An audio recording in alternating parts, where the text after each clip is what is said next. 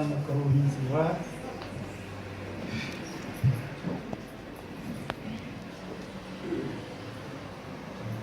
والصلاة والسلام على نبينا محمد الذي استجاب له ربه لما دعاه، سيدنا الملوك السامي القدماء المقاومين وأعضاء لجنة التحرير، سيد مدير مصلحة قدماء المحاربين التابعة للشرطة الفرنسية للدار البيضاء، سيد نائب رئيس المجلس العلمي الوطني الجديدة، السيد رئيس رابطة علماء بالمغرب الجديدة، السادة والسيدات، أبناء وبنات الفقيد وأصهاره وأصدقائه، أيها الحضور الكريم، أفتتح هذه الكلمة بقوله تعالى: من المؤمنين رجال صدقوا ما عاهدوا الله عليه فمنهم من قضى نحبه ومنهم من ينتظر وما بدلوا تبديلا ليجزي الله الصادقين بصدقهم ويعذب المنافقين إن شاء أو يتوب عليهم إن الله كان غفورا رحيما. صدق الله العظيم. نقوم مجتمعين بهذا الحفل التأبيني ترحما على روح فقيدنا عربونا له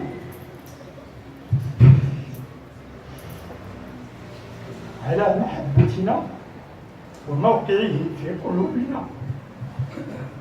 فالعين تدمع والقلب يخشع وإنا على فراقه لمحزونون ولا نقول إلا ما يرضي الله. أتوجه إلى روح الفقيد فأقول: لقد فقدنا فيك أولا الصاهر الأمين على أسرتك،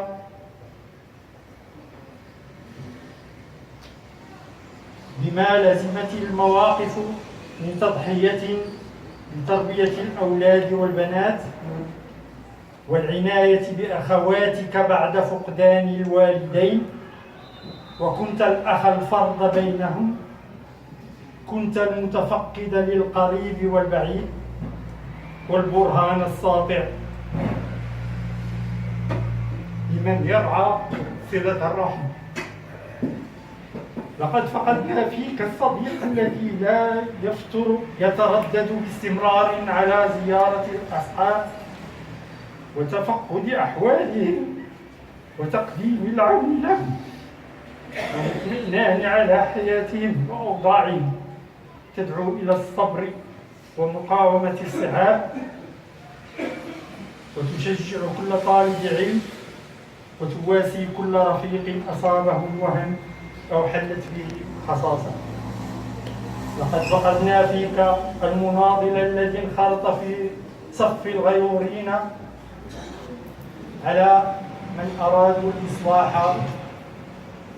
لهذا البلد، فناضلت وضحيت،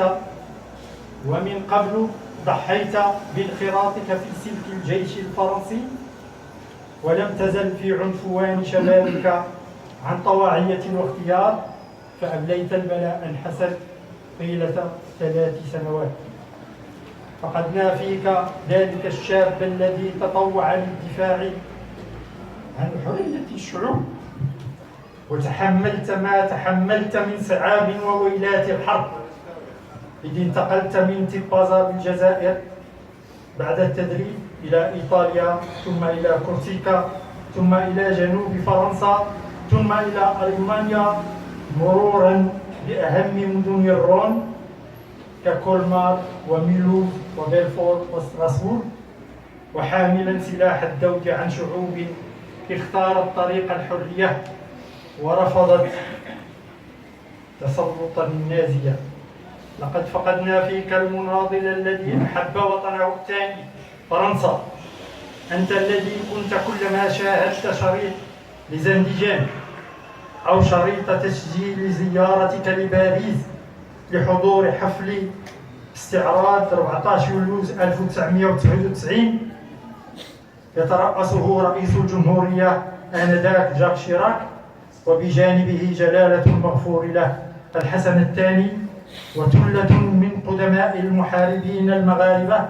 وقد نزلتم ضيوف شرف في تلك السنة. أقول كلما شاهدت أحد هذين الشريطين كنت تذرف الدمع، فنعلم من وراء ذلك أنك كنت تحن إلى وطنك الثاني الذي استرخصت حياتك من أجله، كما استرخص العديد من الأقوام حياتهم ممن سقطوا في ساحة الشرف. لهذا كنا نلحظ أنك لم يهدأ لك بال ولك رغبة جامحة في السفر إلى الديار الفرنسية لزيارة أصدقائك ممن تعرفت عليهم في ميدان القتال من فرنسيين وإيطاليين وألمان. روابط التعارف أدت بك إلى زيارات متكررة،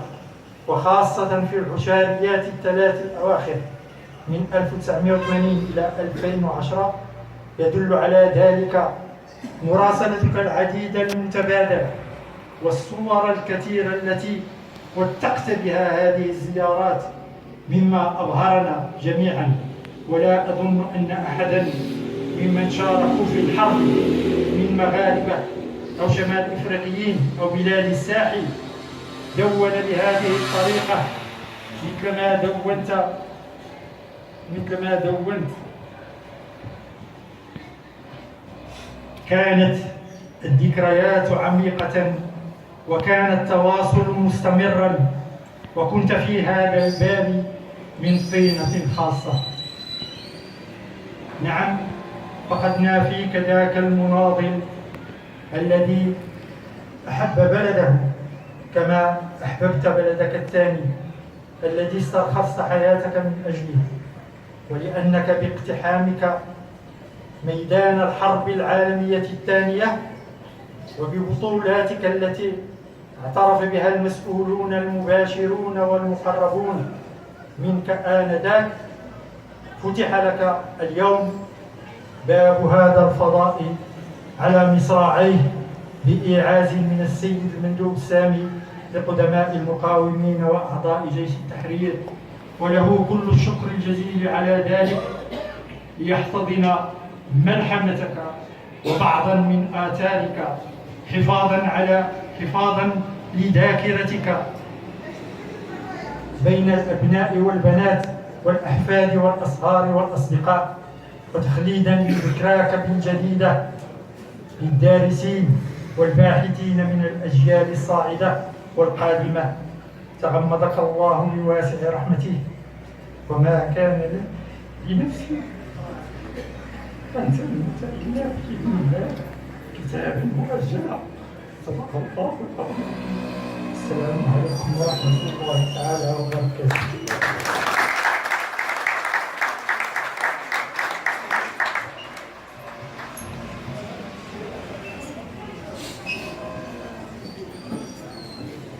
En m'adressant à cette honorable assistance, je résumerai mon intervention en ces termes. Hier, la France a commémoré la fête nationale du 14 juillet 2016, meurtrie à la fin de la journée par des cérémonies, par des événements malheureux de Nice, venus assombrir la sérénité et la joie de la fête. Nous ne pouvons que déplorer cet acte odieux d'un autre âge. Ce matin du 14 juillet, les invités d'honneur étaient les Maoris et les Australiens qui avaient participé à la guerre, à la Première Guerre mondiale et plus particulièrement à la bataille de la Somme. À la fête du 14 juillet 1999, les invités d'honneur étaient Feu Sa Majesté Hassan II, la Garde royale et 12 vétérans marocains de la Deuxième Guerre mondiale. Parmi eux figurait notre regretté Haj Mohamed Qassimi. Ces combattants s'étaient portés volontaires pour affronter un destin commun tracés par les événements de cette guerre atroce qui ont jalonné de nombreuses vies humaines de tous bords et de tous horizons. Retracer toutes les facettes de la vie de notre regretté Haj Mohamed Qasmi pour dégager le vrai de l'individu avec un peu de vérité émotionnelle ou de raison nécessiterait beaucoup de temps et d'efforts et exigerait des pages et des pages. Notre regretté Haj Mohamed Qasmi avait adopté dans sa vie des principes clairs et essentiels: simplicité, sincérité, abnégation et vérité. Une vie bien remplie entre jeunesse,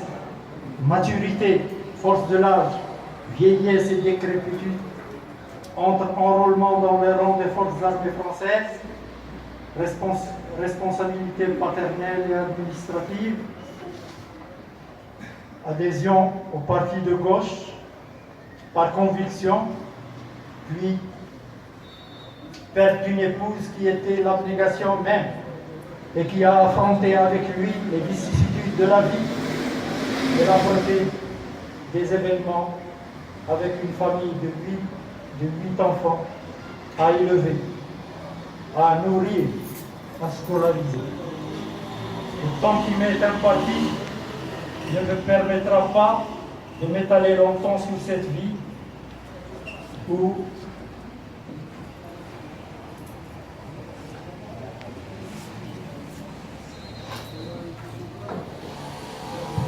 le parcours fut plein de rebondissements. Je n'ai à vous citer que deux moments où j'avais surpris notre regretté Haj Mohamed Qasmi, des larmes aux yeux, tant qu'il revivait avec intensité et émotion les événements auxquels il avait participé. Lorsqu'il revoyait le film Les Indigènes, qui relatait le combat des tirailleurs marocains sur la ligne de front, à Colmar, à Mulhouse, à Belfort, où il fut un des libérateurs. Et lorsqu'il revoyait l'enregistrement des cérémonies de la fête du 14 juillet 1999, où feu Haj Mohamed Qasmi était debout près de la tribune officielle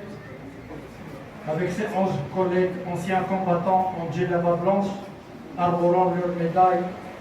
et assisté au défilé militaire où étaient mêlés au régiment français, la garde royale marocaine, entonnant ensemble et par interférence les hymnes nationaux du Maroc et de la France à la surprise générale de l'assistance. C'était des larmes de regret et de joie, rappelant bien des souvenirs de gloire et de grandeur. C'est alors que je comprenais pourquoi il réitérait durant les 3 dernières décennies, de 1980 à 2010, les voyages en France, multipliant les contacts avec les amis du combat encore vivants et participant aux diverses cérémonies de commémoration du débarquement du 15 août 1944 pour libérer le Lavandou, Borne-les-Mimosas, Rayol-Canadel, puis Aix-en-Provence, Toulon, Arles et j'en passe. Cher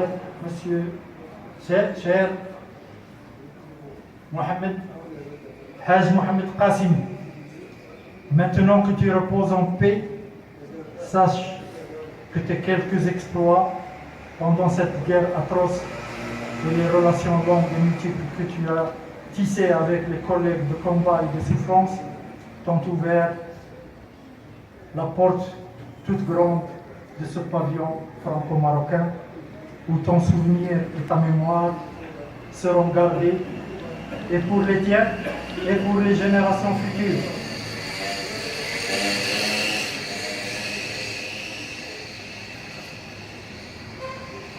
sache bien que tes filles, tes fils, tes petites filles et tes petits-fils perpétueront également ta mémoire en disant voilà ce que fut notre grand-père Haj Mohamed Qassim.